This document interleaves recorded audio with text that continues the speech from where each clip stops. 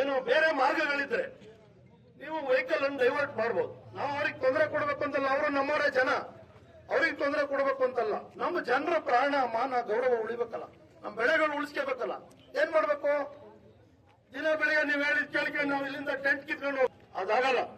ಗಂಭೀರವಾಗಿದೆ ಚಳವಳಿ, ಗಂಭೀರವಾಗಿ ಆಗುತ್ತೆ. ನೀವು ಇವಾಗ ಹೇಳಿ, ಕರೆಸ್ತಿರೋ ಏನ್ ಮಾಡ್ತೀರೋ ಹೇಳಿಕೊಳ್ಳಿ.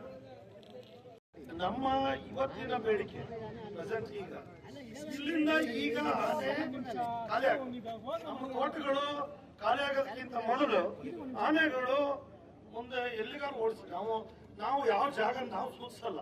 ನಿಮಗೆ ಆದಂತ ಇಲಾಖೆ ಇದೆ, ಇದನ್ನ ಹಾಕಿ ಬಿಟ್ಟಿದ್ದೀರಿ. ಆನೆಗಳನ್ನ ಈಗ ಇಲ್ಲಿದಾವೆ, ನಿಮಗೂ ಗೊತ್ತಿದೆ ಅಲ್ವಾ ಸರ್? ಎಲ್ಲರಿಗೂ ಗೊತ್ತಿದೆ ಅಲ್ವಾ?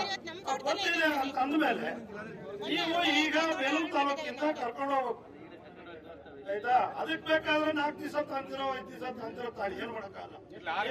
ನೀವು ನಮ್ಮಂಗೆ ಮನುಷ್ಯರು. ನೀವು ಆನೆ ಕಾರ್ಯಾಚರಣೆ ಅದು 1 ಹಿಡ್ಕೊಂತೀನಿ, 2 ಹಿಡ್ಕೊಂತೀನಿ, ಆಮೇಲೆ ಮತ್ತೇನೋ ಇನ್ನೊಂದು ಮಾಡ್ತೀನಿ. ಅವ್ರನ್ನು ಬೇರೆ ಬೇರೆ ಏನು ಕ್ರಮ ತಗೋಬೇಕಾಗಿದೆ ಅದು ಮಾಡಿದ್ರು. ಹಾಸನ ಜಿಲ್ಲೆ ಪ್ರಮುಖತೆ, ಹಾಸನ ಜಿಲ್ಲೆಯಿಂದ ಆನೆ ಸ್ಥಳಾಂತರ ಮಾಡಲಿಕ್ಕೆ ಬಜೆಟ್ ನಲ್ಲಿ ಅನೌನ್ಸ್ಮೆಂಟ್ ಆಯಿತು. ಸಾಫ್ಟ್ ರಿಲೀಸ್ ಸೆಂಟರ್ ಭದ್ರಾನಲ್ಲಿ ನಮ್ಮ